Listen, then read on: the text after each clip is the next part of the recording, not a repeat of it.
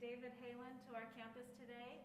He is a celebrated violinist in the field, concertmaster of the St. Louis Symphony, professor of violin at University of Michigan, and also concertmaster at the Aspen Music Festival.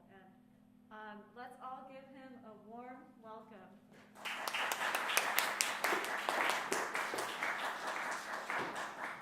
Thank you all so very much. It's such a privilege to be here. And I was telling a number of you that my father actually came to this university for his master's degree. So in a way, it's like a little bit of a homecoming for me. I've always wanted to see the campus and walk on the streets where I'm sure he walked. And he was maybe the biggest influence in my life as a violinist. So I know that there's a little bit of Athens in me as well. So look forward to hearing the Cacciatorine Concerto now. So thank you so much.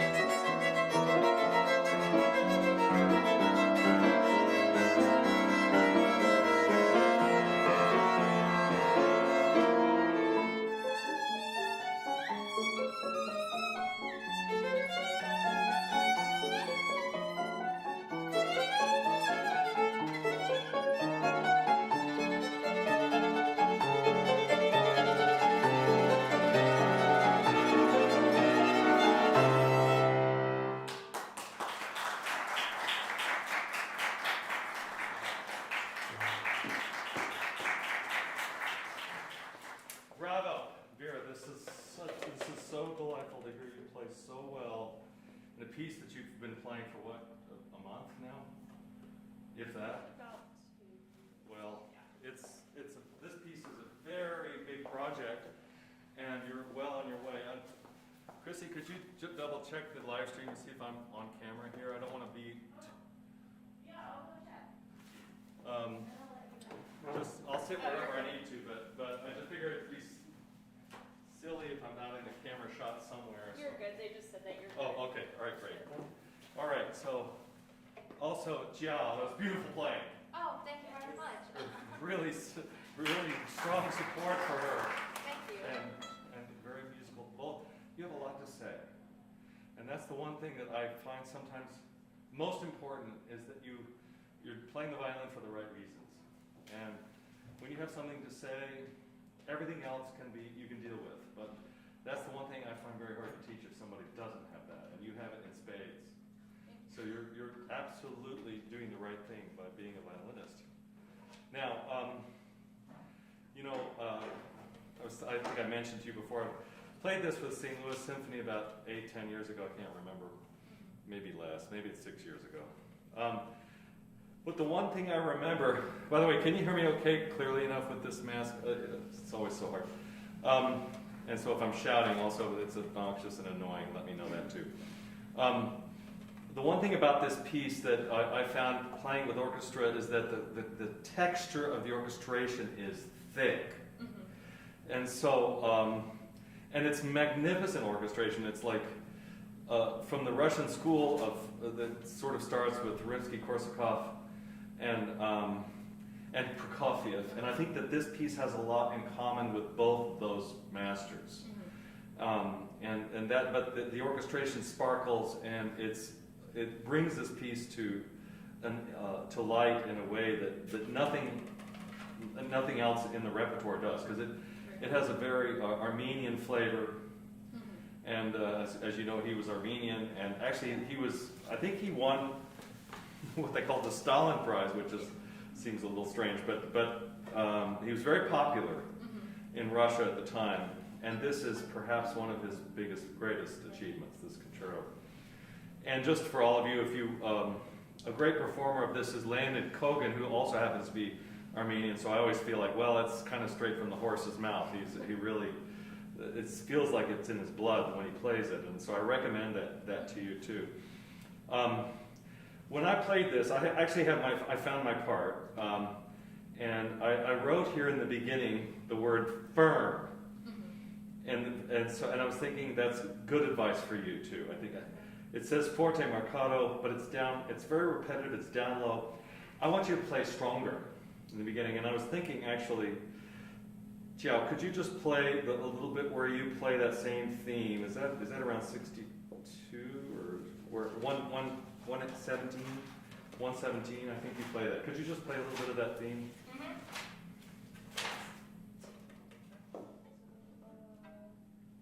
Oh, sorry, you said 117? Yeah, somewhere around there. I think that's where. I think you play that violin, right. Same violin theme. Mm-hmm. Let's hear it. Okay.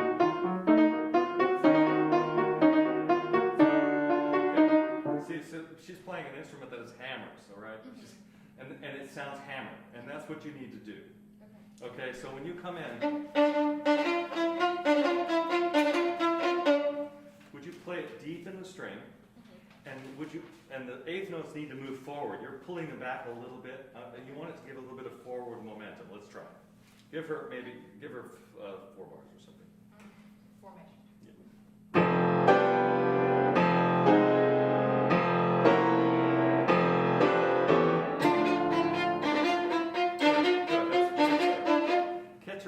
I was noticing this when you're playing.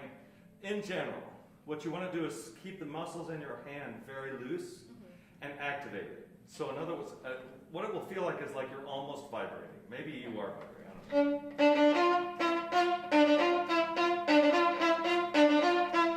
Do you hear that mm-hmm. enlivened quality? That's what you need to do. And then the up, you want to push forward. Okay. One more time.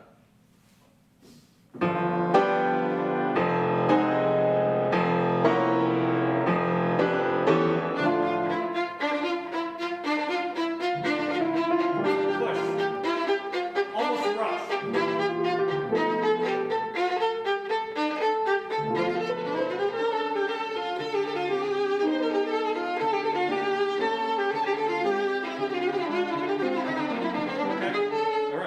it's already much, much more confident sounding. And you want to have this all the way through this whole piece. There's an old saying, and when you play with orchestra, there's, to be safe, especially if the orchestra is not really sensitive, there's only two dynamics, loud and louder. So, okay, I'm exaggerating, but there's a little bit of this here. And when you play this figure, see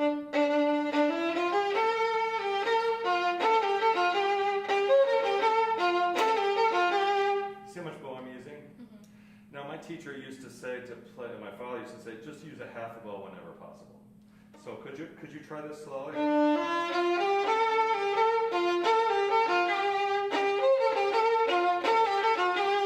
And just let this go.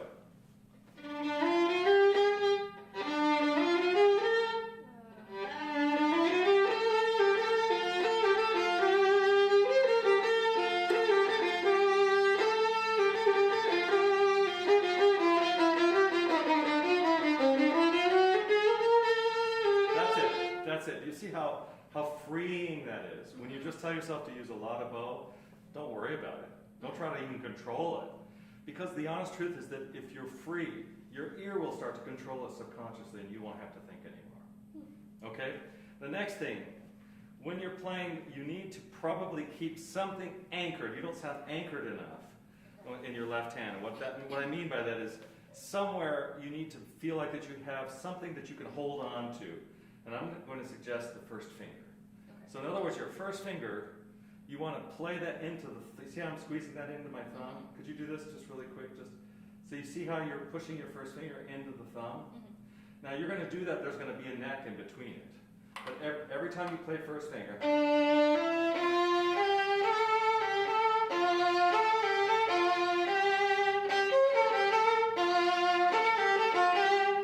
I'm squeezing my thumb into the first finger through the neck. Mm-hmm. Every time I use the first finger. Could you try that slowly? Squeeze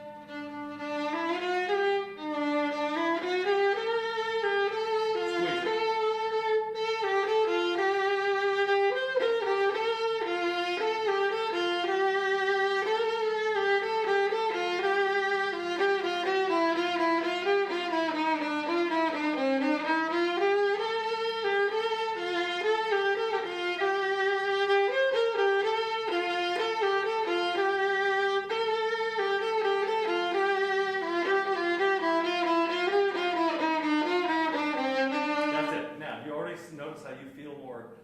You've created a home base with the first finger. Mm-hmm. And what we have to do that, you have to feel like there's some place in this realm of this piece of wood that doesn't have any frets anywhere that you can kind of rely on, that you know where that is. Mm-hmm. And I choose a spot, I usually choose it on the basis of either where my first finger is, because that's the most secure with the thumb, mm-hmm. Than the other fingers. Or I choose the key of the chord I'm playing in. And the honest truth is this is D minor. Yeah. And the other thing I wanted to point out to you is that as you were playing this, I was thinking if you were to be more cognizant of what key you're in at every single measure, every phrase, you're going to feel much better about what you're playing. Okay. So, and this is what I'm getting at here is that the anchoring of the first finger is basically you're solidifying the tonality of D minor. By squeezing your first finger on those Ds. Mm-hmm. And that will solve so many problems for you as you prepare this piece. Mm-hmm. So I'm going to go on to the next thing. I noticed that when you got to this passage,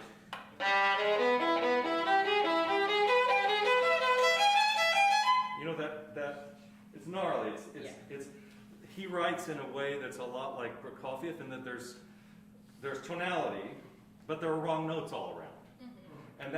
And that makes it kind of confusing when you're playing from memory. Mm-hmm. Like, what do you think about? And as you were playing for me, I was thinking, she's trying to think of everything. Right? Were you trying to think of every note while you were playing? Pretty much, right? Yeah. Okay, well and you're new to the piece. It's very natural to do that. Mm-hmm. And probably, but when you're by yourself, you can probably do it because you have a very bright mind. And you could probably do it when you're not under pressure. You get under pressure, you must simplify what you're thinking about. All right, so what I want you to do is to play this passage, and with or without music doesn't matter. Would you like the music to do one slowly?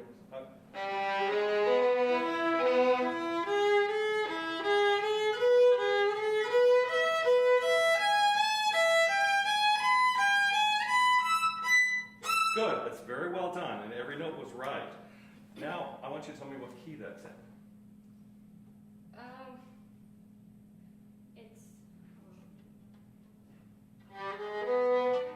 Okay, so the fact that she can't tell me immediately tells me that this is the reason why it makes this passage difficult. If you think E major, and that if anything, you're going to play an E major triad somewhere during these 16th notes. Even if you get lost, you can just think E major and fake it. And you know what? Most pianists I know, they do this all, right? You just look at, you see the passage. She sees the passage. She's playing for somebody, and she's, I haven't practiced this. Oh, in that case, maybe not. Well, but if a pianist hasn't practiced, they get very good at just saying, okay, this is D major, and then they just play some kind of D major. That's a very good technique. Thank you for letting me know. She's being facetious. So anyway, I want you to play that again. And use the technique we talked about where you're going to squeeze the E's tighter than anything else in your hand. Squeeze. Squeeze. Squeeze. Like that.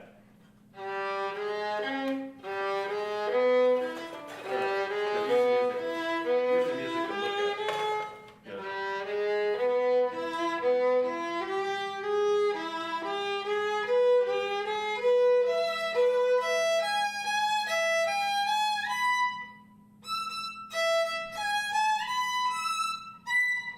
That's it. Now, would you play an E major chord while she does the same thing again? And just keep repeating. Just play it over and over again. Do it again.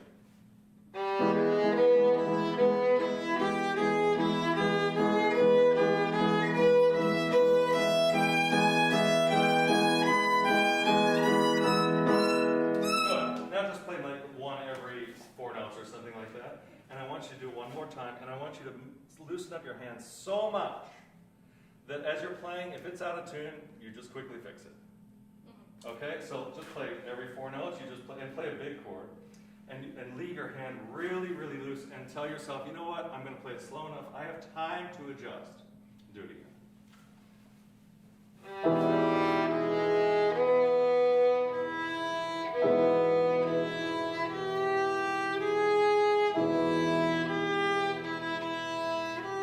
Listen it up. Except for the E's. Squeeze those E's.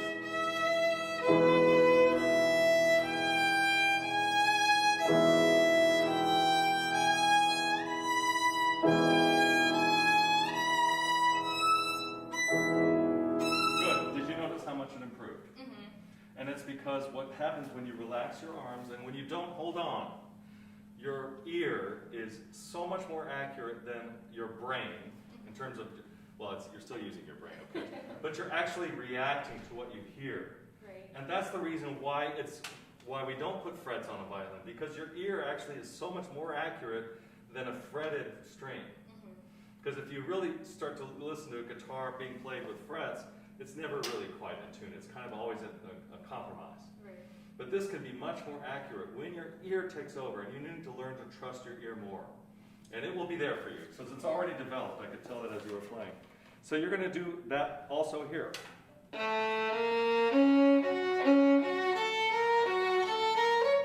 And could you play a D flat? Sorry, yeah, it's G flat major. Yeah, so think about the G flats while you play it slowly. Much slower, and really soften this up.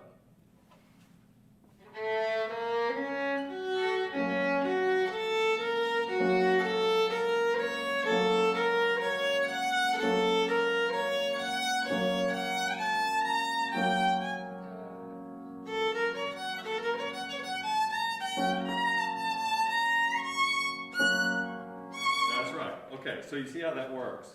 And when you come to the tops of these, to that note, I don't think you actually have time to stop the bow and rearticulate. Okay. It's too fast. Instead, you just change direction violently. Okay. Would you do that? That's it.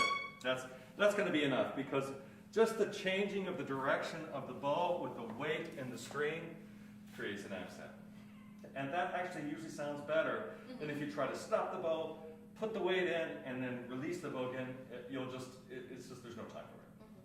So that's kind of what I think you should do with that. Now let's get to, let's play a little bit of the second theme. So we play a little bit of that again. You know where that is? I'll come through measures. Okay.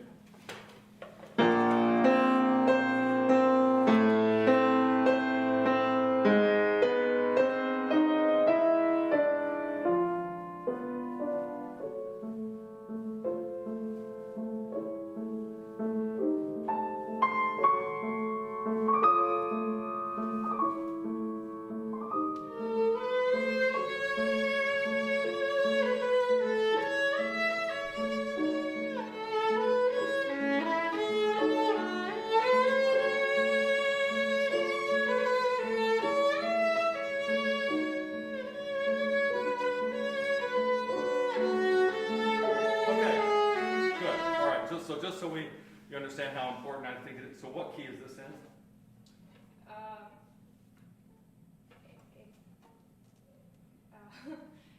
Well, it's either an A or F sharp. F sharp minor. Yeah. Okay. So play this.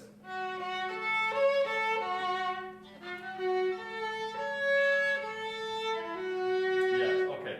Now the whole time that you're playing that, you're going to be thinking mostly about F sharp, even though you don't play that many F sharps, do you? That's what makes it hard, because when you don't play the tonic very often, Yeah. it makes it hard because you have to be thinking of a note that you're not playing. Right. Now, you can play it this.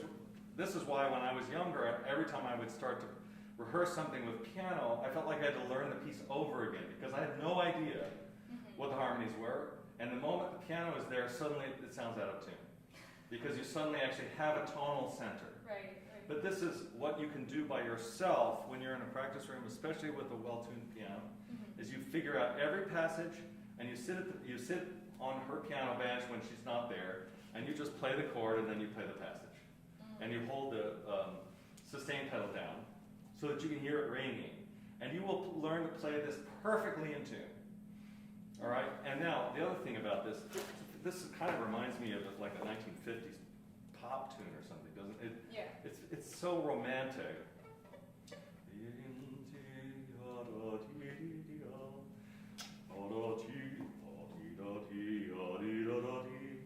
You know, some of my practice I do this way.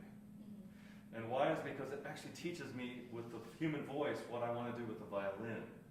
I learned this, by the way, but I was around a great conductor one summer. We were trying to hire this, I'm not going to mention his name because we didn't get him. We were trying to hire him for the St. Louis Symphony to be music director. And he was preparing Rosenkavalier, and I heard him for hours sitting at the piano playing from the score and singing, and not always singing the vocal parts, but singing the instrumental parts to decide what he wanted to do with the piece. And I thought, you know what, maybe I'll try that in the violin. So I want you to try it right now in front of us. Do you sing it all? Yes. Good. All right, so let's hear it.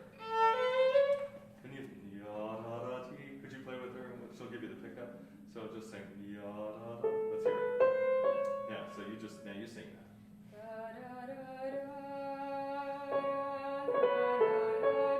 Good, now do it with the piano accompaniment. Okay, so she's going to just be a singer. And sing it to them.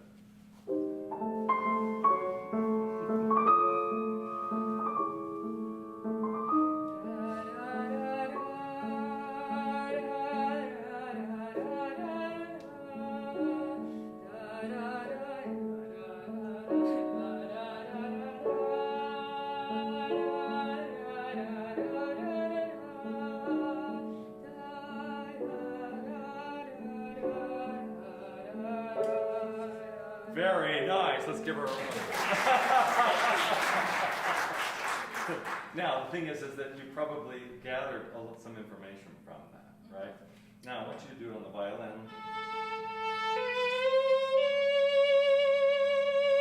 And play deep in the string the way you would sing if you were trying to project to the back row of this hall.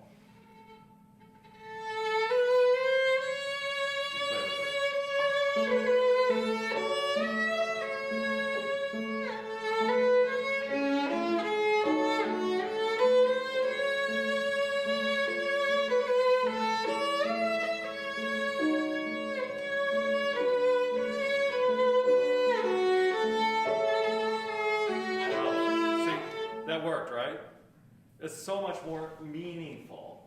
Now I want you to do something else. I don't want you to look at your left hand anymore. Your left hand is in such great shape. Matter of fact, by the way, congratulations to you and to you're set up so well I haven't had to say a thing about your setup. It's really excellent.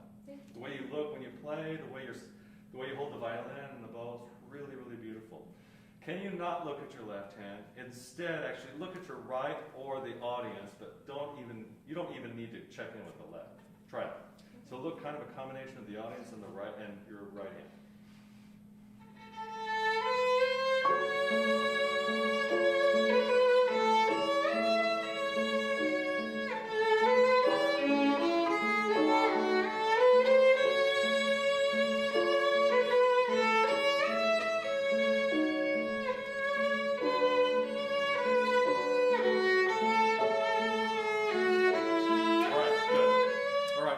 Stop, but I have to tell you that what you just discovered is that most of what you do that's really significant, musically speaking, is with the right hand. Mm-hmm. And that's why we spend so much time focused on trying to get the notes right, trying to play them in tune, get the fingerings, and we become left-hand centered when the reality is we should be right-hand. Mm-hmm. And that's where you are now at this point with this piece, and so much of it, you want to just be thinking, now what am I going to say here?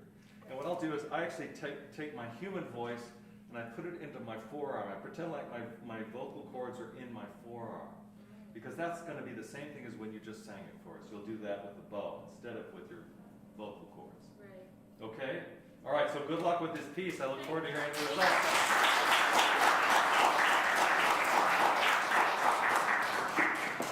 You're very welcome, Bravo. Sounds terrific. Thank you. Is it Brianna? Great, you're going to play some Mozart for us today?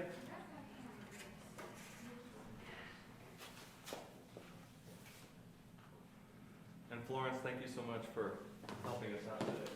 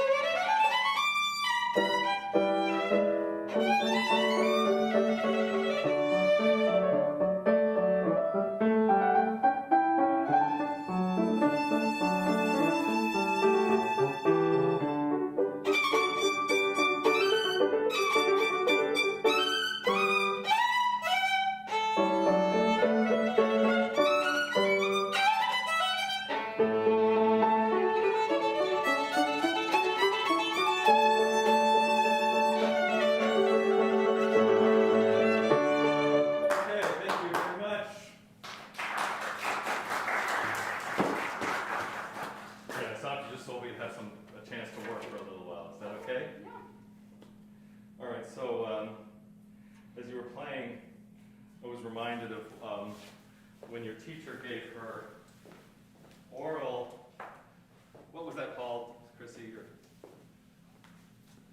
What was that called when you gave your presentation? I guess the doctoral orals. That's what. And she had to give a presentation first. So when she did it, she did a little comparison study of a Mozart opera that was written, I think, the same year that this concerto was written, and it's almost identical. Has she played that for you yet? Chrissy! Anyway, but the key to this, to understanding these early Mozart concerti, is that they are very much operatic in their genesis. And so, and it's very helpful to think about that because, in a way, you can play in a similar way that a coloratura would sing a coloratura aria. You've heard the Queen of the Night aria before, right? Do you know that one? So it's from Magic Flute, and I would sing it for you, but it'll sound absolutely awful. But anyway, so there's a certain vocal quality that you want to use, an operatic quality, almost like if I were going to play this piece, I think I would listen to a lot of Rossini, as well as Mozart operas. But Rossini would almost be, in a way, almost better, just because it will give you a greater context for what's in the minds, and because Rossini was an absolute rock star during that time, and everybody knew his operas. And so that means, in a way, too, that when you play this, that you can actually keep it light and with a lot of air in the sound. So let's try it once from the beginning one more time. And you're playing this up, down, right? Down, down? Down, yeah.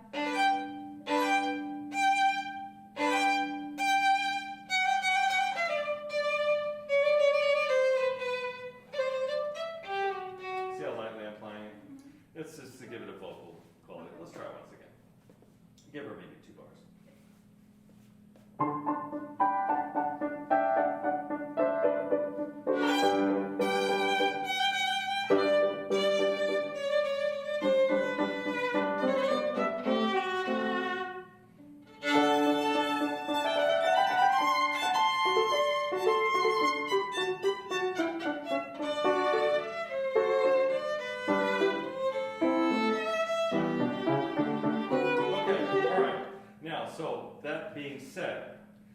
Everything that you do as the soloist in a piece like this has to be as if you are standing on the stage in an opera theater and you have the footlights beneath you and you are center stage and you're the diva princess and everything is somehow, it's effortless for you, but it somehow still makes it out to in the hall so everyone can hear you. So what that means, well, one thing is, I tend to use quite a bit of bow, even when there are dots on the notes. For example, this thing is rattling like crazy.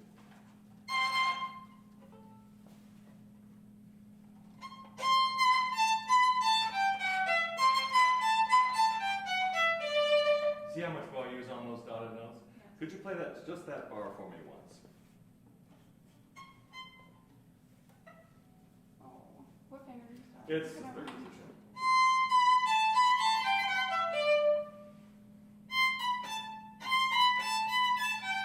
That's right. Now, so you let the bow travel, but play lightly on both ends of the stroke.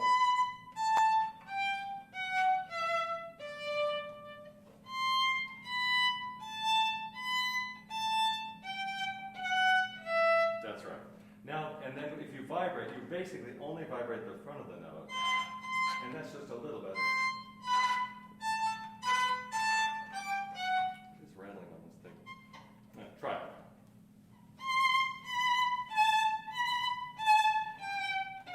That's right, but only in front.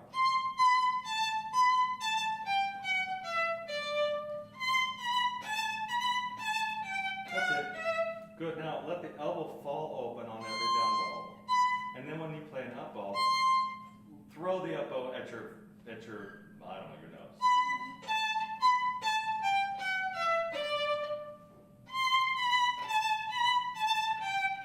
That's it.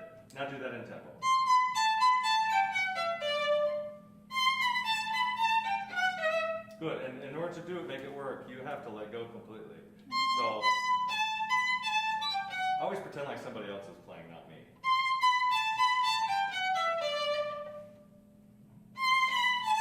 That's it. That's it. Now let's go.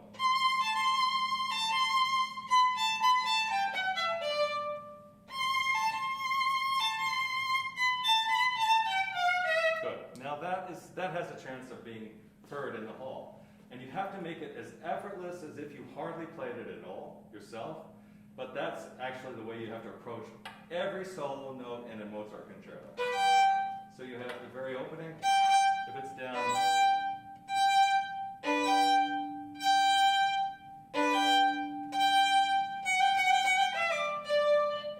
You see how I'm just letting go of the arm on the both down bows? Yeah. You want to try that for me?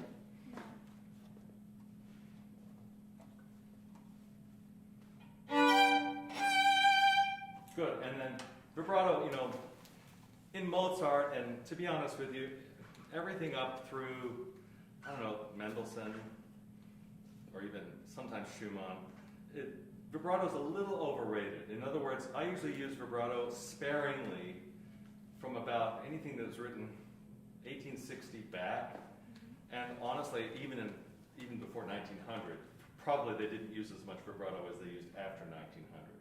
So I kind of just grade that. So in Mozart, it's very little actually. So that's about enough. Could you try that?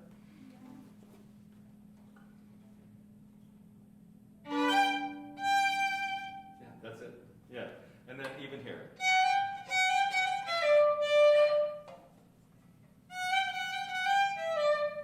That's it. Yeah. So let's hear it now one more time from the beginning. 2 bars and play it with like that.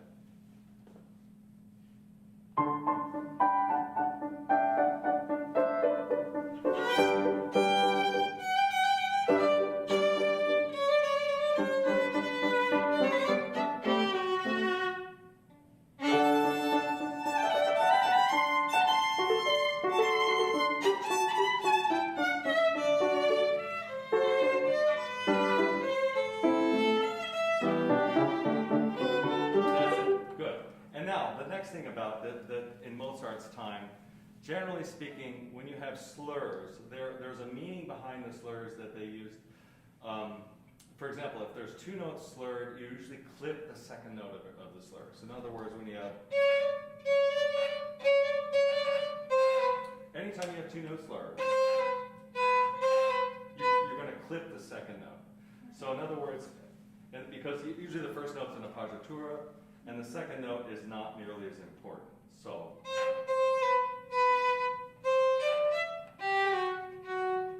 I will not go. I will always clip it. And then to be honest with you, I even clip notes when there's 4-note grouping. I even will clip the after the 4th note when it's all 4 notes slurred. I'll put a little bit of a space there as well. And the reason for that is because in the hall, if you don't do that, what happens is that the figurations start to run together, especially if the hall has any resonance at all. Okay? So I want you to try once from,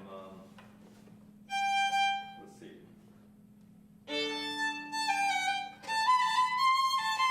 And try putting a little space after every of both of those groups of 4 notes. That's it. Yeah. Now when you do that, you will have the option then to play very liberally with the bow.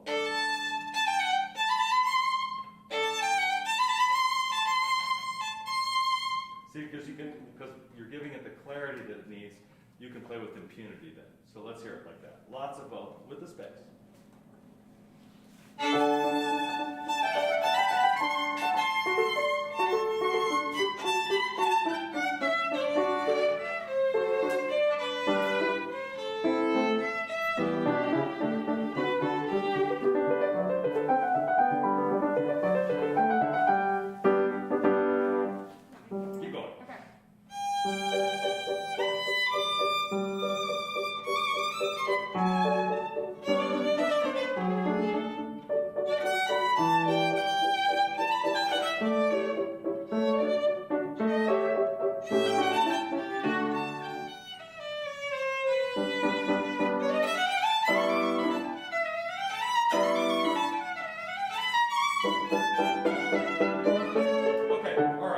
So then, when you have a configuration like this, see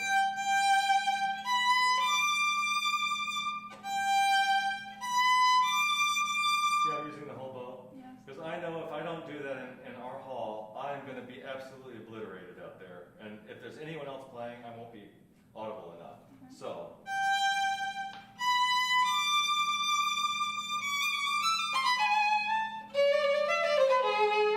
See how liberal? Try that once like that.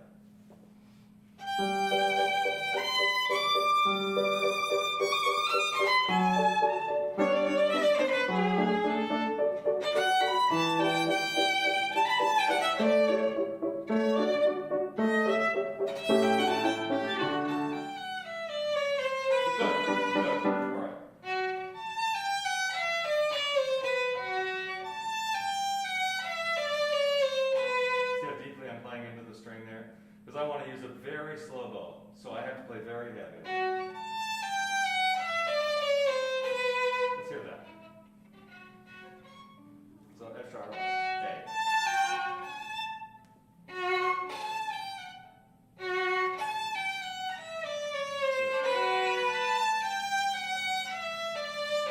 The way you do it is you just pronate it with the first finger.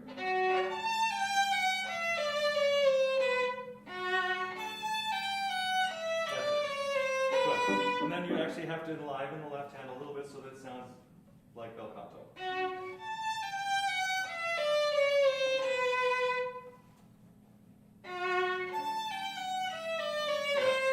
left hand has to be alive.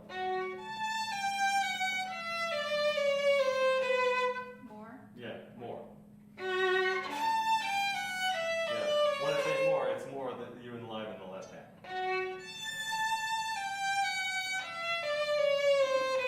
You see how my left hand is vibrating just a little bit? That's the idea, yes. And then the challenge always becomes, if you vibrate, it actually has to be constant and it can't be stopping and starting. What I will do is just think about my forearm underneath the violin and keep that activated, and don't think about vibrating each finger. Just keep the arm moving.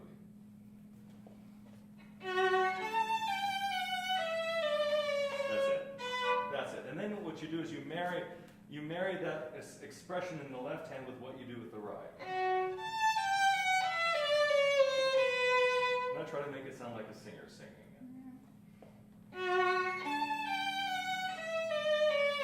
That's it. Good. Good. And then every note has to be comfortable.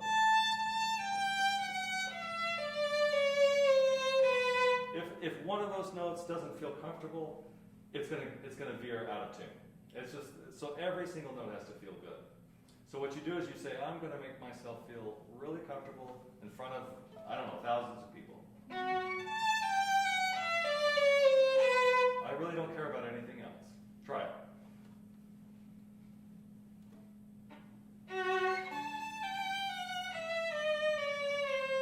Yeah, it's getting there. Just drop your shoulders, relax your head, your upper body. Be really, really comfortable in front of everyone. Yeah, that's it. And then you can play a little faster and it's easier.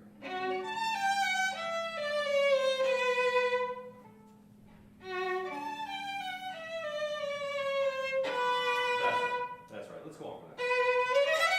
And when you have these,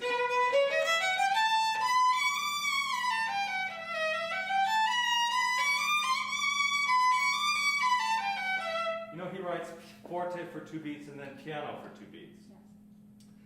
You know, the mistake we make in modern day interpretation is we think that loud and soft meant basically decibels. Yep. But the reality is actually it has more to do with expression. So one is extremely expressive and the other one is a little more reserved. And you know what? The honest truth is that it doesn't really matter how much. It's almost better you don't play too softly in the piano because you're the soloist. So you want to think about it having more to do with pathos than with dynamic. So could I hear you play that with that in mind, just right on the forte? So from here.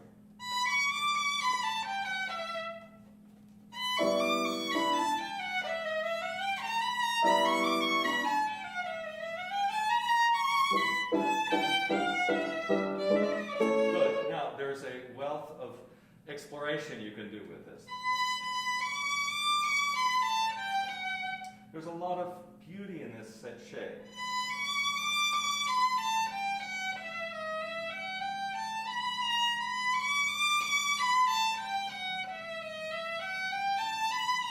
And what I will do is I actually practice thinking about shaping every single note with the fingers on the bow.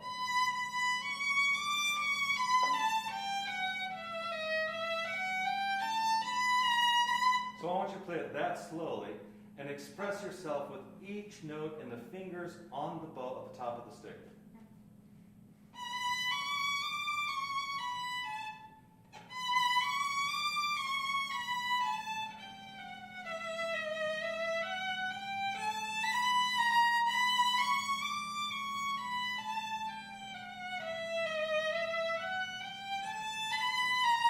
That's exactly right. And did you hear how much more beautiful it is already?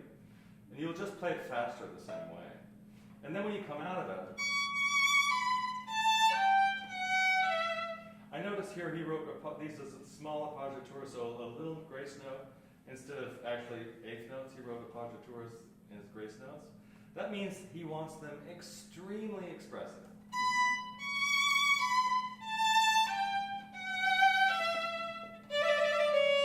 And that you also do with the bow. Did you try that?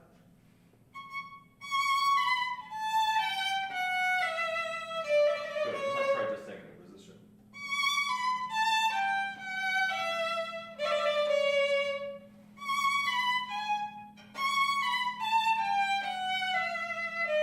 Yeah. So the appoggiatura notes have the word espressivo written over each one of them.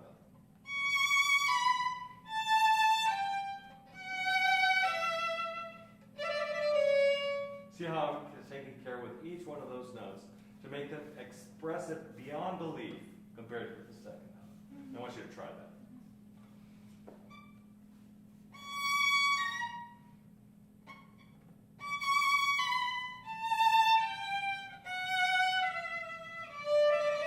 That's the idea.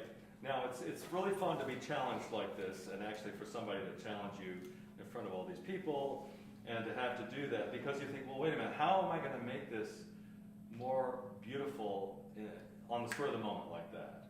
And the answer always is by letting go. You just let go. And what that is it's a wonderful metaphor for life in general, because you really have to learn to accept yourself, who you are. And we actually spend a lifetime doing this, and I've been doing this now for 50 years, basically. Just accepting that, you know what, I can only be as good as I can be, and I'm just going to relax and accept that. And you need to spend some time doing that too. So right now, in front of everybody, you're going to really let go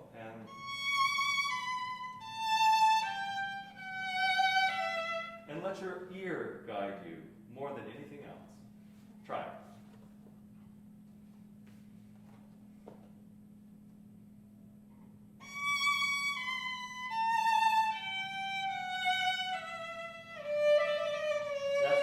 You do is you just listen and let go. And play it faster.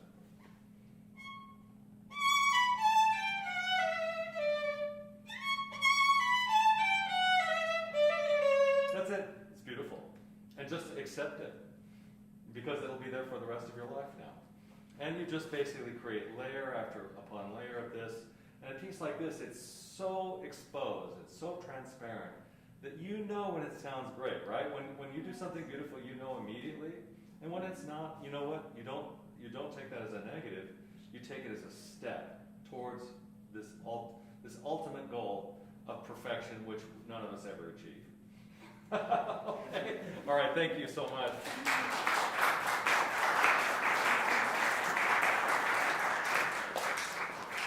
All right, so now we have Eli.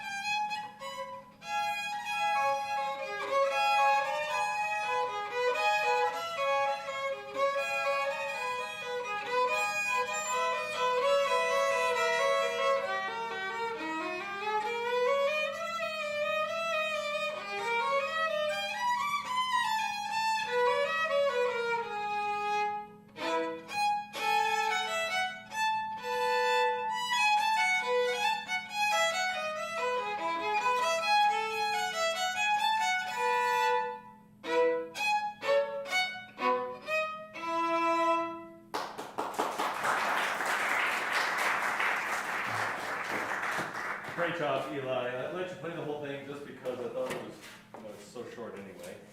And you play it so well. Thank you. Really well. And so I just have a couple of sort of ideas for you. The further back we go in music history to something we've played in a way, the more we sort of, the less we really know. And so, when it comes to Vibrato rondo, en rondo, I mean, what the tempo should be, I don't know that we always, and these pieces are in a way characterizations of a style of dancing from a time that came somewhere before, and you don't know exactly what he was thinking in terms of how accurate he wanted us to be with this. But I was thinking as you were playing that I would experiment with different tempi to try to find where I might feel the most comfortable. And I was thinking maybe a little quicker. Okay. Because he does write it in time.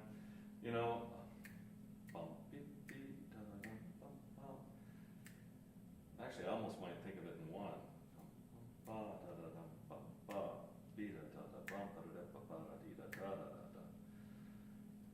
Why don't you try it once? So you're going to think of it in one, and the first two notes are a pickup. So, dum ba one da da dee ba one ba da dee da one ba da one. Just think of it like that. And it's going to be quick, so you're going to have to really let go to play it that fast. Let's hear it.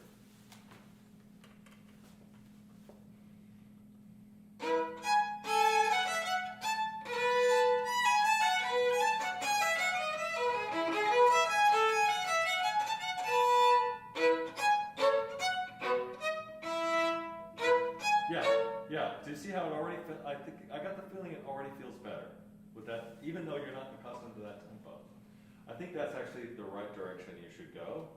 Next thing I want you to try once is I want you to play it down here with pizzicato. Maybe put the bow over on the piano. Play it back. We're going to play it slower for now since you're going to be playing Piz. And I want you just to think about the sound of your thumb plucking the strings and how you can make the quality go into the hull beautifully. Play it slow enough that you can listen to the front of each pizzicato.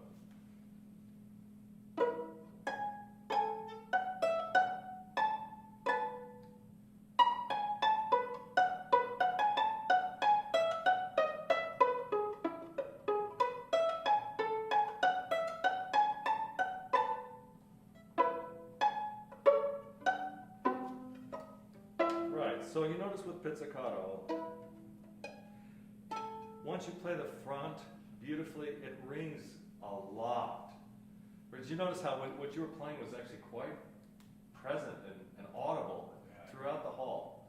So you don't actually have to work, when you play pizzicato, you don't have to work once you've played the note, right? It rings like crazy. We forget that with the bow, that we can do the same thing. So I want you to try it now with the bow, pick up the bow, and play it so that you, like you're playing pizzicato.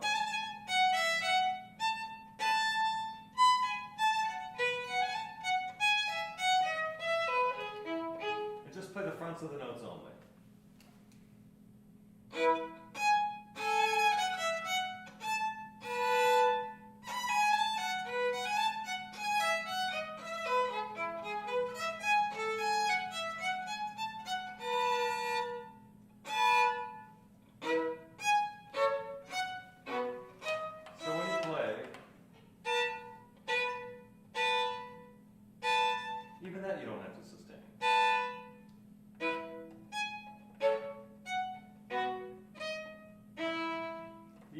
No half notes need to be sustained.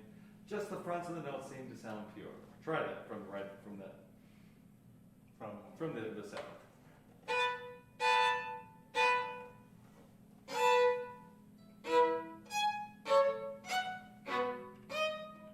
That's it. Now I want you to play the very front of this. Play this at the faster tempo with that lighter pizzicato-like approach, and just let go here. Just let it go. So about bum beep beep da da da ba ba be da ba da ba da ba da dee da da.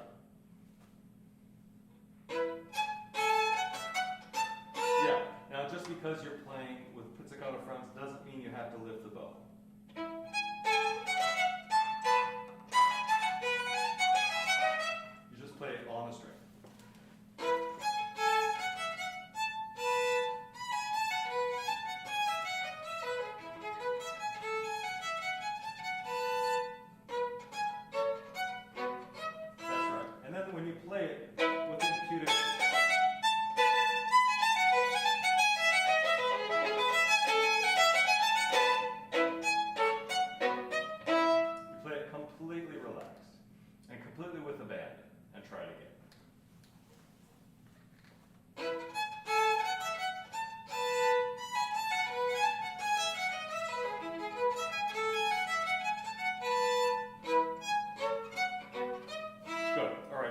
to talk to you a little bit about your formation of the way you play. When you play, I see when you change strings, you move your elbow from place to place. In other words, in order to facilitate what string you're playing on, you move your elbow around. I want you to try once finding a place that you can play most things with the elbow basically located in one spot. So in other words, I'm going to change the elbow, or change the lower half of the arm like this, and leave the elbow relatively still. So you're going to probably have to get your elbow up higher and play it again. And then try to, and actually want you to watch it. You just keep your eye on your elbow, and don't let it move around so much, and try to just change strings down in the lower part of the arm.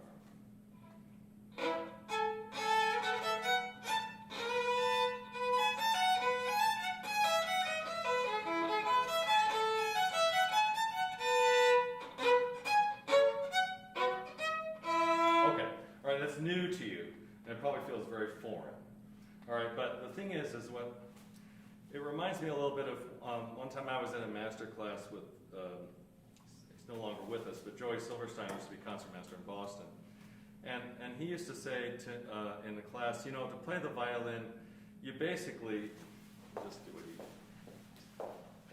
play the violin, you basically just lift your elbows up like this in front of your body and flip one upside down, and that's it. So, and it kind of, it's funny because it's actually true. You just, the elbows are up like here, this one's upside down, then you start to play the left hand like this, the bow you do this, and that's basically, and you can see that's kind of accurate. And so what I want you to do is put your violin down for a second on the piano bench. Lift your elbows up. Yeah. Now let the lower parts of each arm just hang there. And just suspend your elbows like as if a marionette had a string attached to this elbow, and this is hanging, it's hanging, and this elbow, and that's hanging. Just hanging. Now, you see what happens when that hangs? See how free that is? It's like somebody else is playing. And the same thing, you flip this upside down, now you let this go free. Does your arm feel like that when you play? No. It should feel just like that. It should feel that free. And this should feel this free. So I want you to try it again. Pick up the violin, and let's hear you play with that kind of freedom.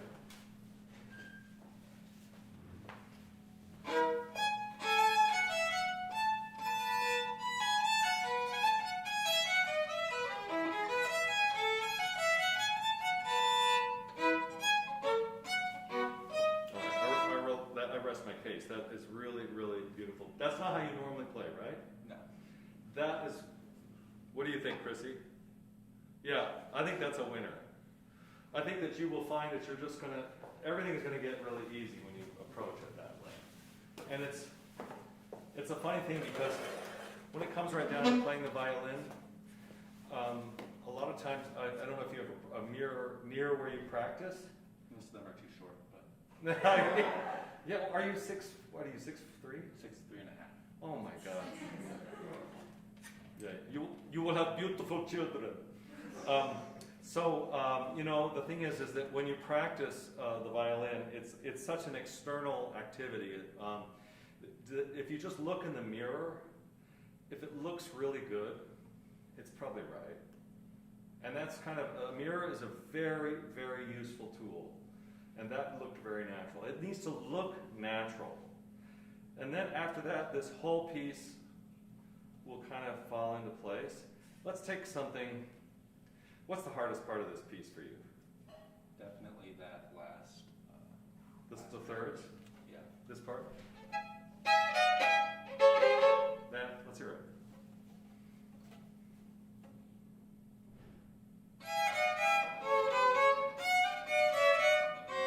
Okay, yeah, that is nasty. All right, so the first one is in C sharp minor.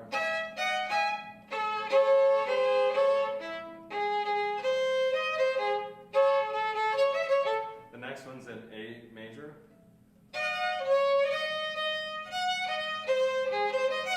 Probably that one is G sharp major 7.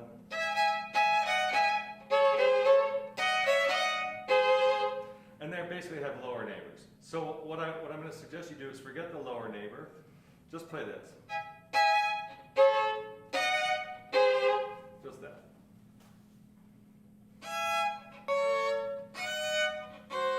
Good. Now, what I will do is I will spend my time making those notes really comfortable. What I mean by comfortable is you need to feel like you're sitting in a nice leather couch watching the Super Bowl. And it's that relaxed. Could you try that once? It's not comfortable. It's not comfortable. You'd have to think of the harmonies, and then you have to relax your upper body like crazy.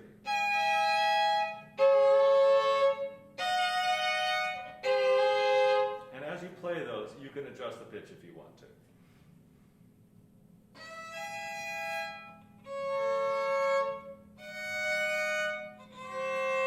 Yeah, so you'll have to educate. So you probably need to sit at the piano like what I was talking about in the cacciatorian and play those harmonies at the piano so that you really hear them clearly.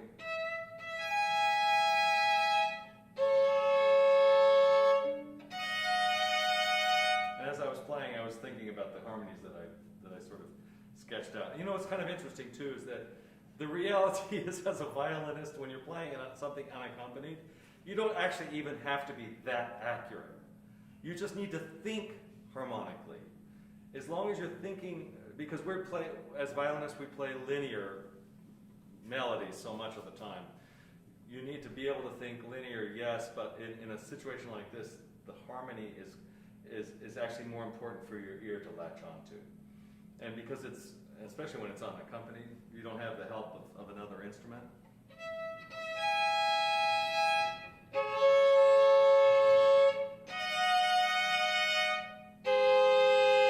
As I played for you, I had to adjust every one of them. Every one of them was out of tune. It's just, and you know what? I accept that. My career has been based on correcting it quickly enough that the audience doesn't notice enough that I get fired. And that is the key to a successful career as a performer, whether you're solo or you're a concert master or you're just playing in front of people. It doesn't matter. You have to be able to correct faster than they can actually figure out that you're not really in tune. So I want you to do that. So you're going to play so slow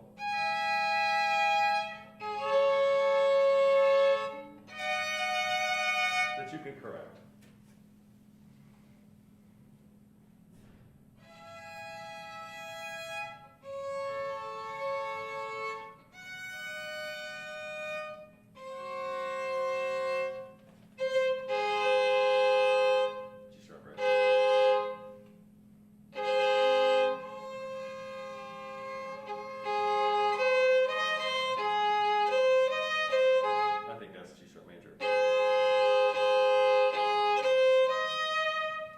What you will do is you'll add the lower neighbors to that.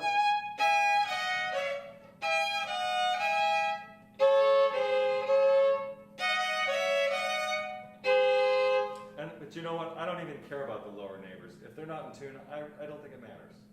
The harmonies must be in tune.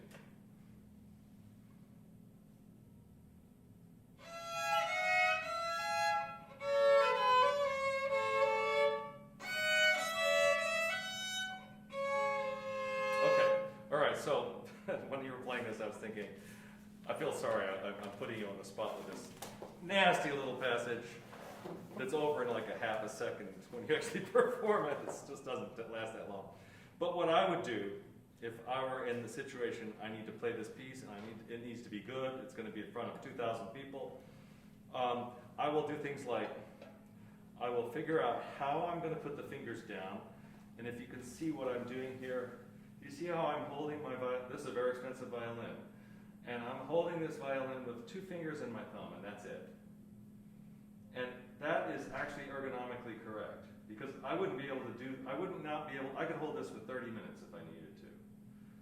And I will figure that out for each one of these thirds. Now I'm doing the A major third, and my hand feels really good, and I know that's in tune. Now I'm going to do the G sharp, B sharp, and I have that ergonomically correct. Do you see how my hand looks, and you see how I'm not squeezing anywhere except for the fingertips and my thumb? I wonder if you could take the first one, the E major, and just hold your violin out in front of you. Not by your side, but literally out in front. That's right, with just the E major triad and your thumb. It's very scary. It's scary, right? And for you to tell me that it's scary means that you have not really figured out ergonomically how to play that double stop. And if you can hold it like this for 30 minutes, it's ergonomically correct. That's actually not quite. It just doesn't look like your fingers are arched. See, my fingers are arched. Make them look like arches, as in like a Roman aqueduct in Europe. That's what it should look like. Okay, now try the A major, A, C sharp, and hold that out in front of you like that. And make it feel natural. Yes. Now and are your first and third finger, are they relaxed? Can you make them relaxed? All right, now when you play it, you'll still remember the way it felt. Let's try it. You'll see. Play it the same way. No. Still, the honest truth is that you're changing the way you position. Now you're squeezing with your forefinger. If you squeeze there, you'll just have tension in your hand. And you won't accomplish anything. You have to actually be able to play with just the fingertips and somewhere on the thumb. It doesn't matter where. But if you have other tension and you're squeezing the neck of the violin, you're dead meat. It just will never work. And you'll be in front of people for years and it'll never get better. You have to figure out how to play in the most efficient way, how to put your fingers down, how to shape the thumb in a way that your hand feels really good. And everybody can do it. It's just figuring out how easy it is that's difficult. And that's what that passage will depend on for you. Until that's there, it won't be right. Now let's take this passage. You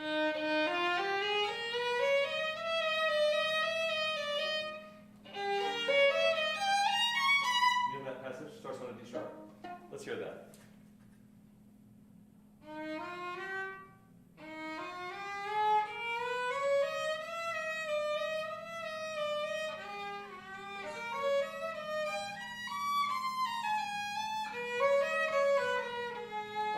So it's the same problem. You tend to squeeze between your thumb and your forefinger, your first finger. You squeeze, and you probably did that since you were a kid, right? So did I. When I was a kid, I played like that. And then I remembered watching somebody really good once, and I said, "Wait a minute, they're not squeezing there.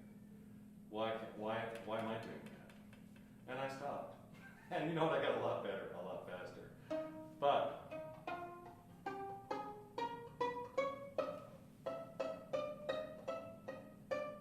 see, I'm not squeezing.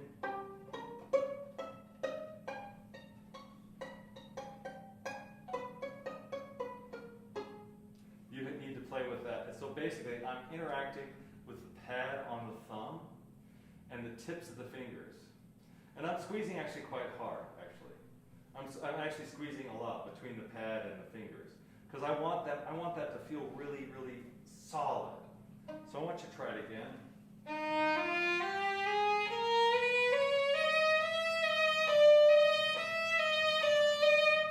Only squeeze those two places.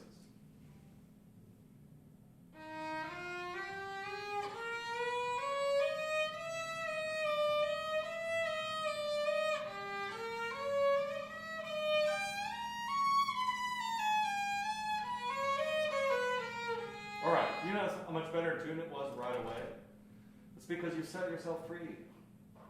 Before you were never going to be free. It's like you have a ball and chain around your technique. And this will set you free. By the way, there's forefinger. Then that'll be in tune too. Okay, but that is critical for your playing. That's the one message I could give you today. That's what it would be. To learn to play that way. It may mean that there was one point in my life, in my 20s actually, that I did this for hours on end. I was constantly educating my hand, how to really support the violin with the thumb and contact with the finger. And then eventually, actually, that's the reason I don't play with shoulder rest now, is because I realized I didn't need it once I figured that out. So.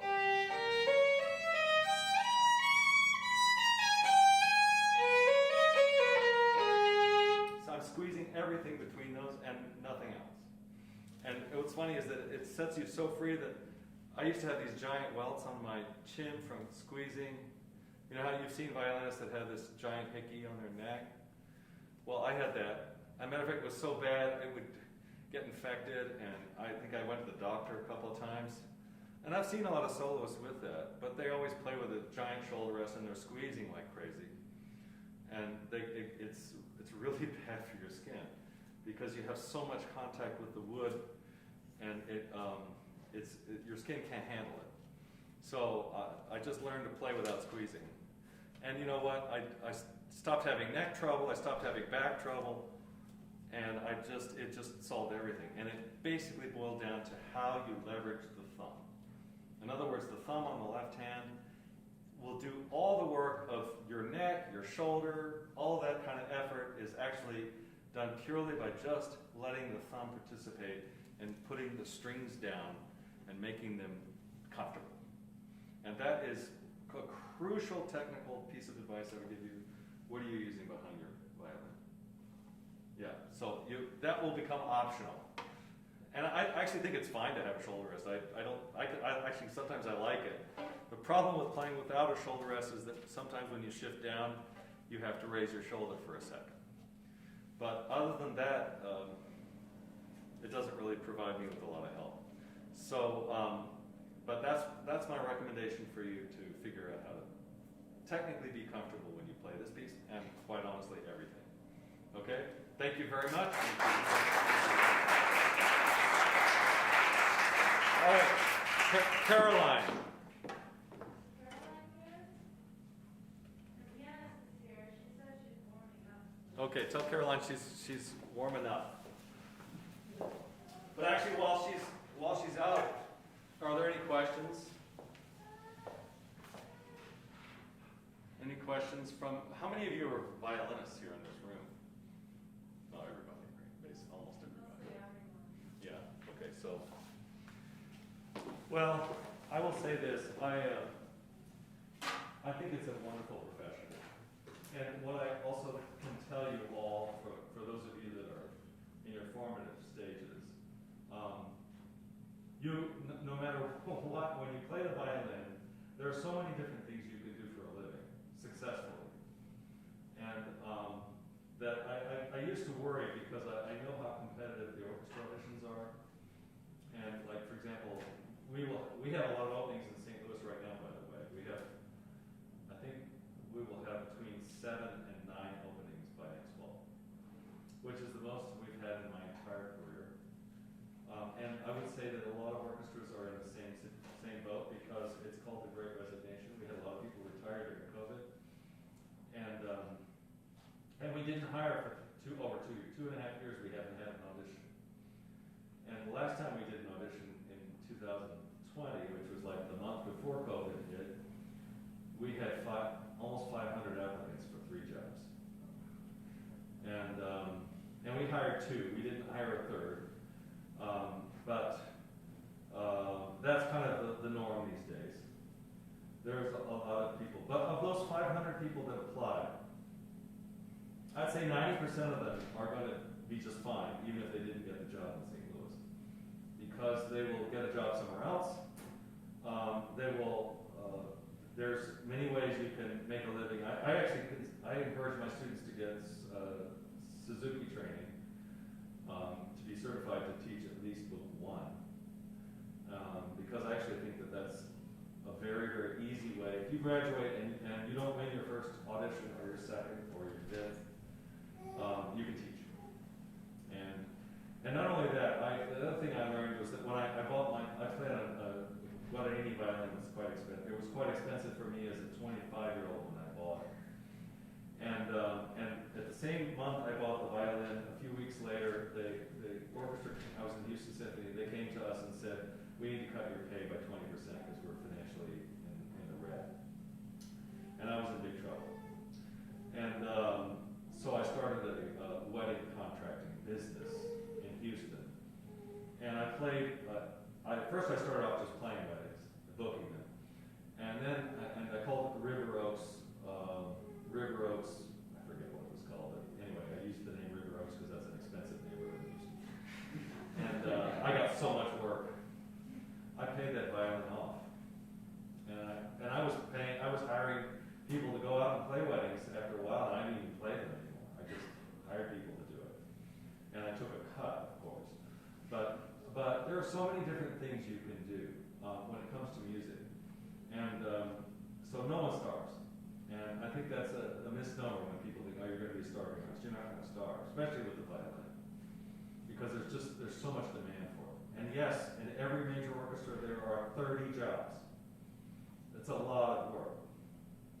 And yet there are a lot of applicants, but if you're prepared, if you have the right training, there's a lot of room at the top. Because there are just not a lot of people that have the training. And so, yeah, but I would say every orchestra in this country right now has probably at least 4 openings, if not 6 or 8. And so it's going to be a great, if you're young and if you graduate in the next 5 years, there's a lot of jobs out there. So take heart. All right, so are we ready? Yes. Great. Caroline. Hi, Mr. Halen. Nice to see you. Nice to see you. You're playing Barber? Yes. I got it.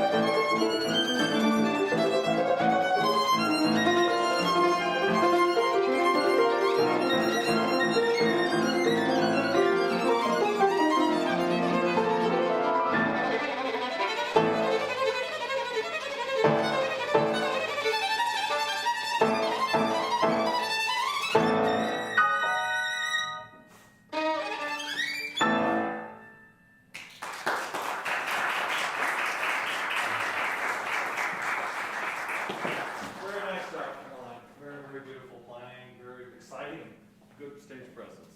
By the way, everybody today played so beautifully. It's really a pleasure to hear so much high-level activity going on here in this school.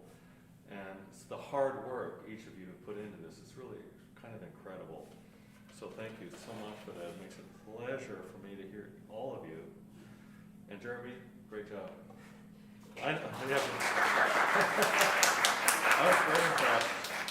And because I normally have to play out some of those notes and they're fast, right? Okay, so I played this piece, St. Louis, about, 15 years ago. Peter Ungen was the conductor. And, he called me up a couple weeks before we did the concert. And he says to me, he says, I know that Barbara wrote 192. He said, but he says, let's not do that. And I said, oh, okay, if you insist. So he said, when I played it, I did like 169, and I think we did 169 or 166 or something like that. Barbara was asked to put a metronome mark in much later, and I don't think he gave it a lot of thought, really. But 192 doesn't usually generally work. I don't think you were going quite 192.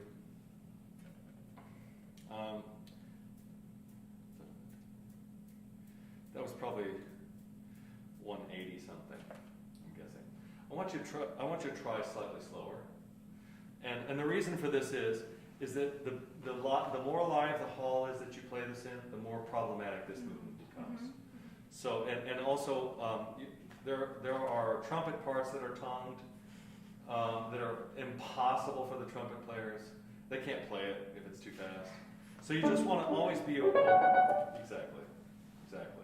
And so it's just, you want to always be mindful of this. I hate when when composers put in these really fast tempi that are not really practical. And then they just live there, and you'll hear a lot of times it'll be recorded that way, because actually it can work in a recording situation when there's a microphone on you that's really close, and then everybody has many chances to do the passage work and do the patch session. But in a real live concert, probably not. So let's try it a little bit slow once. And let's hear that.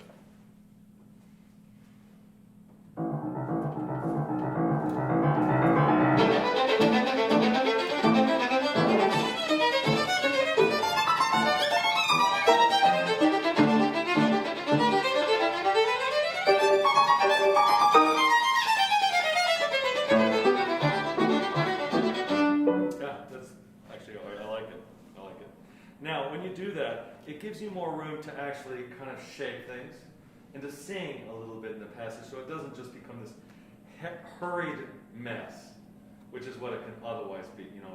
I know it's a moto perpetuo, but there's actually, Barbara is such a great song composer. He's such a lyricist. Mm-hmm. There's lyricism even in this movement. You want to try to sort of explore that when you're playing it. Now, I think I may have talked to you about this before, but as you're practicing this, and I talked to you about going.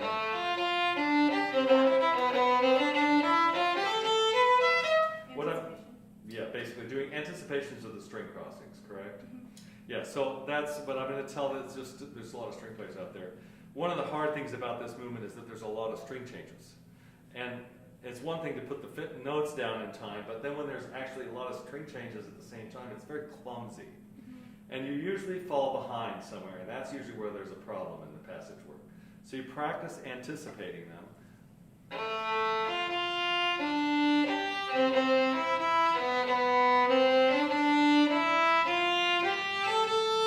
Like that, basically. And then what you do is, when you start to speed it up, you keep a vestige of those anticipations, and it helps teach you the choreography of all the string crossings so that they're on time. And that's critical. Now, what I was going to ask you, as you were playing this now so well, and it's so convincing already, as you're learning to make this really solid, how do you make something like this really reliable in front of an audience under pressure? Well, by playing it a lot in front audience is under pressure. That's really the ultimate way to become really comfortable with this, if anyone's ever able to feel comfortable. I think everybody freaks out about this. It's we've recorded this since I've been in St. Louis. We recorded with 5 different people. You know, so I know all, and their dressing room is always right next to mine, and let me tell you, they're practicing this movement. I won't even hear them play the first 2 movements, this movement only. Now, what I would practice it all different sorts of ways. What I want you to try for now is to maybe use the music and play it slur.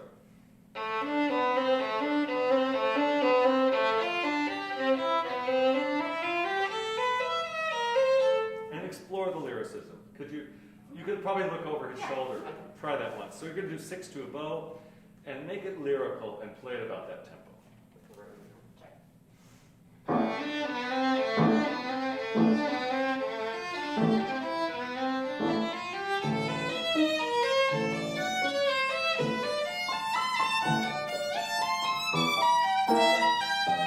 Okay, all right, so you got the idea.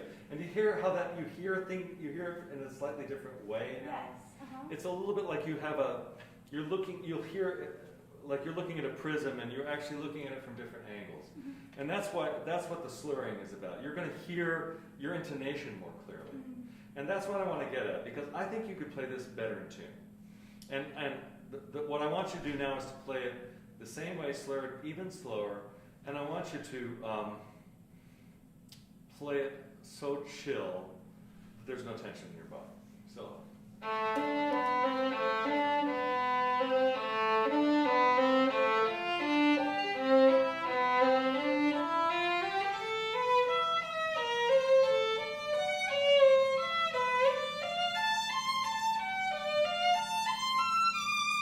And listen to all the triads and try to make them sort of have a meaning, and leave your hands so loose that if it's out of tune, you can actually kind of fix it. So maybe even slower than that. Ba-dee-da-dee-da. Only 6 to a bow, okay? Look at the music. Yeah, it's helpful for her to hear that.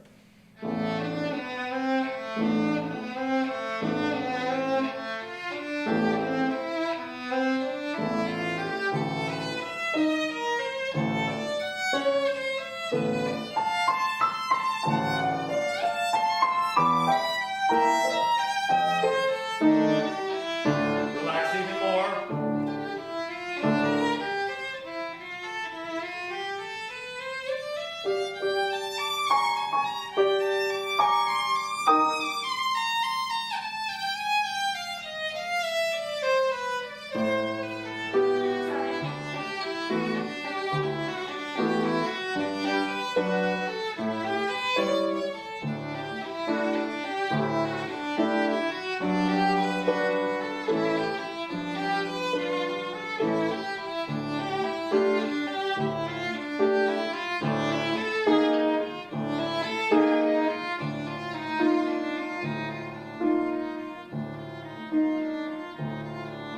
Bravo.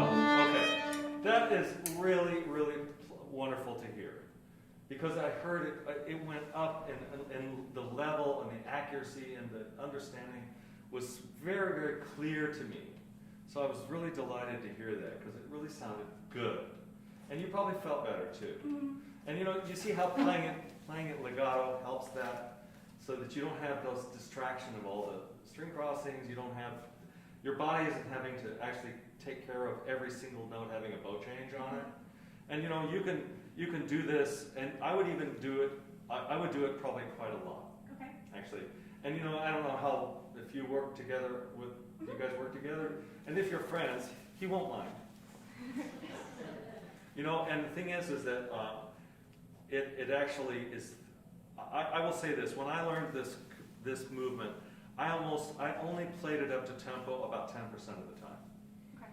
Because it really doesn't need that. It's all you'll do is to teach yourself to be nervous and to be tight. And the moment you go into that realm, in either of those realms, it'll happen in the concert for sure. You'll be nervous and you'll be tight, and then you'll mess up. Yep. Okay? And it's just, that's not what it's about. The other thing I would do is, when you do go back to playing separate bows, I would play 90% of this piece there in the bow. You see where see that bow is balanced? When the bow is balanced, there, that's even better balance. Actually, I'll be honest with you, I play, in my career in the orchestra, I always go to that spot of the bow. And I play it there because, you know why? It takes very little to change strings that way or to change strings that way. Because the bow is so perfectly even. It's not in the middle of the bow, it's down near closer to the frog. And that's where you would, now I want you to go back to separate bows, and I want you to just be aware of the balance of the bow and keep it as balanced as possible. That's slow tempo. Ba, dee, da, be, da, da, dee, da, da, da, da,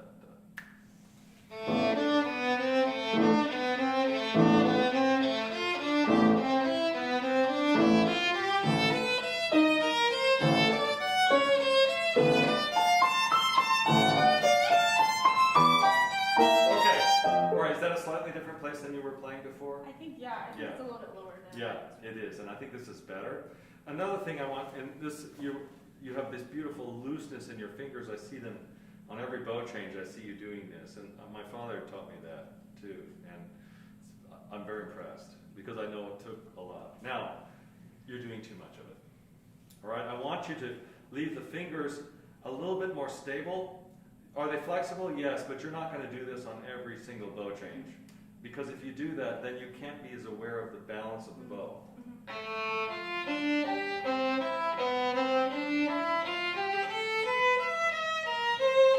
If you can see, my fingers are doing a little bit of it, but not much. Because I want to be cognizant of the delicate balance that's there. And I want to be super aware of it, because you're going to need that accuracy of awareness in order to play this fast. So could you do that again? Yeah.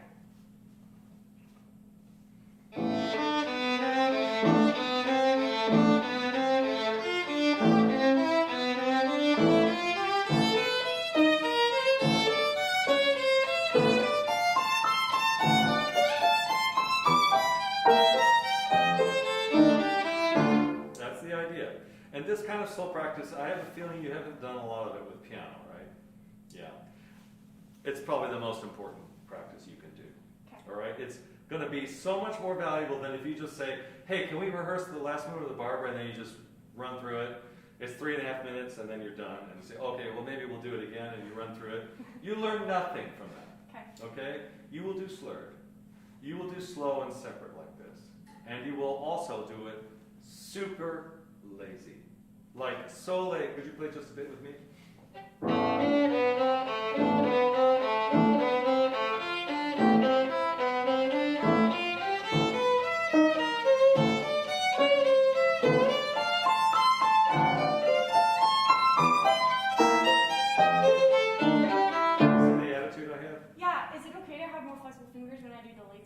Yeah, you can have flexible fingers, but don't lose sight of the balance of the bow. Okay. Okay? But your body is going to be super, super loose. No tension in your neck, no tension in your arms, none. It's just like, and who cares what it sounds like? And let's try it.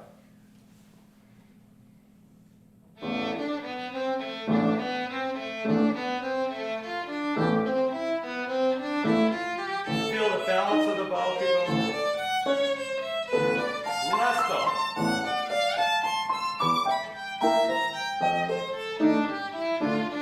Yeah, hold the violin still. You know, one thing I noticed when you were playing, and I love your stage presence, is excellent. But your violin moves around quite a bit, and almost to the point where your point of contact is not as accurate as it could be. Okay. So I want you to try, maybe flatten the violin out a little bit. And the reason for that is, when you play, you want gravity to help you as much as possible, make your sound. So if the violin is flat, now I'm going to play with the violin here. Hear the difference in sound?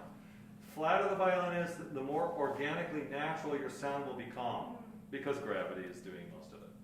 Try it like that. Okay, so you're going to have to lean, you're going to have to, yeah, okay, just so arch your back a little bit. Get the violin to be as flat as you can. That's it. And yeah, but playing right here in the balance point. And only use about a 1/2 inch of bow.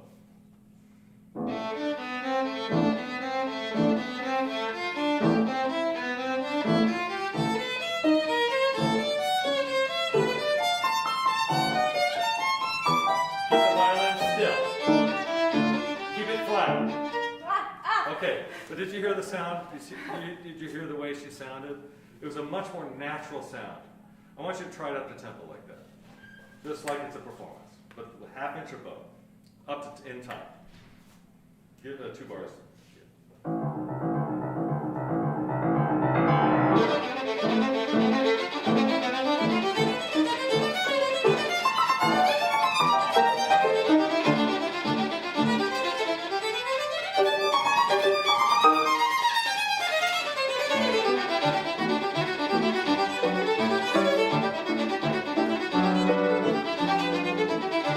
Keep the violin flat.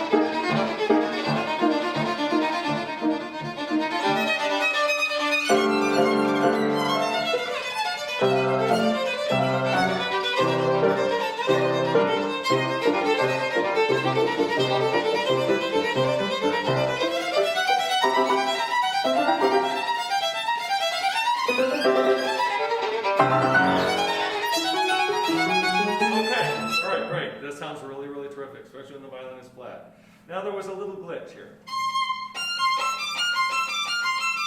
Right there. You were overplaying. You're just trying a little bit too hard. Okay. So all you have to do is play. Let me hear that, just that far. Yeah. So you're so used, it's forte, but you tend to tighten up when you get to a forte. I want you to instead be more relaxed and care even less.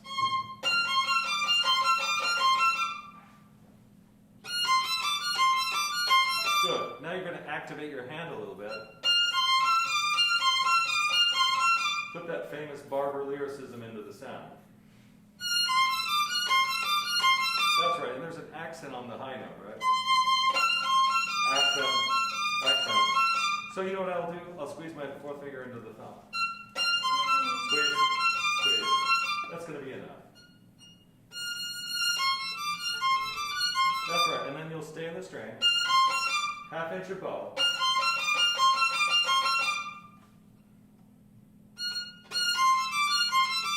Yeah, but you take the weight out. I'd leave the weight in the string.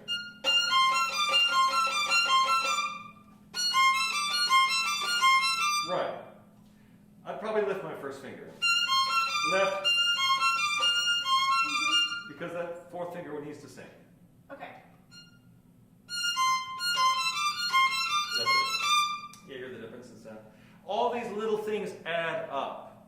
And they add up into a very fine performance, which you will give, I'm convinced. Now, the next thing,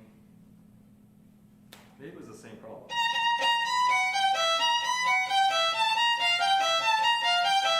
You know that spot? You see where that is on the music? Could you play that in the string?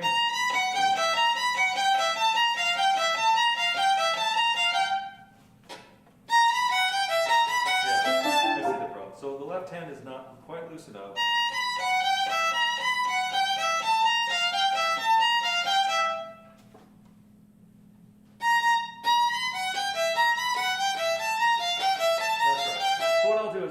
Leave the hand activated and leave the forearm really, really relaxed. Like so relaxed, just like you're in a hot tub after a long day at work.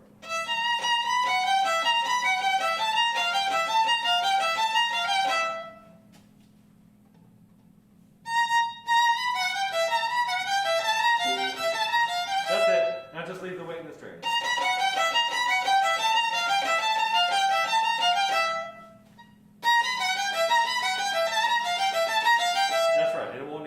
Vibrato, but that's the right thing. That's the right amount of weight. By the way, Chrissy, are you out there? She's here, right? Yeah. Well, because I figure she's probably going in and out with the baby. So Chrissy has played in Powell Hall, right? A lot, right? We've hired her many times to play with us. And by the way, I wish you had more time so we would have hired you all year this year if you weren't so busy all the time. But she knows that hall, and it's such a large airspace, but it's very resonant, right? Yes.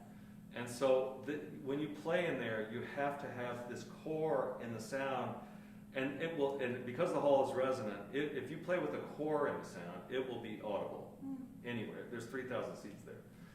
and you can hear a pin drop. It's so clear, but the core has to be there, and that's why I think that's your goal. Is that as a soloist especially, you have to play with core all the time, except in those rare instances where it's, let's say it's a cadenza, you're all by yourself, no one's playing, you can do whatever you want then, who cares? But no, the orchestra's playing, the core must be there. Show me this little scale. Show me that. Good, why don't you loosen up the fingers so they sing all the time, just leave them loose and singing. That's it. Now do it with less bow. You won't have that much time to use it. That's right. Now that's the idea. And so what you will always practice with is a compact bow stroke, because it's going to be super fast, right? It's going to be compact. It has to be. And you will always play with core in the sound. Now before we finish, which we just have a couple minutes, I just want to take one little spot, and that's the very end of the piece. Because you know that there's this passage, the last two bars, that are like deadly. They're deadly. And I think I told you this when you played it for me. I realized that it doesn't matter what notes you play, but you have to scratch. Okay. So when you get to this,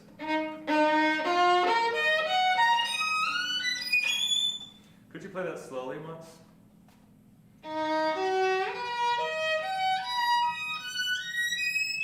Good. Now play it down at the balance point of the bow. And use about an 1/8 inch of bow.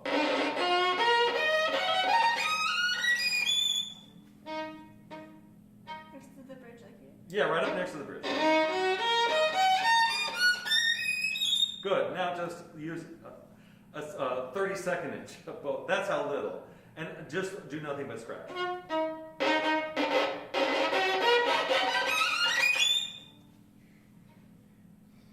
Just like that. A 32nd of an inch of bow. Yeah, but you have to be relaxed. Just scratch. That's it. That's the sound. Now I want you to go from... and when you get there, just make that scratching sound. And don't worry about it. Just do it just like that. Right from the 2/4.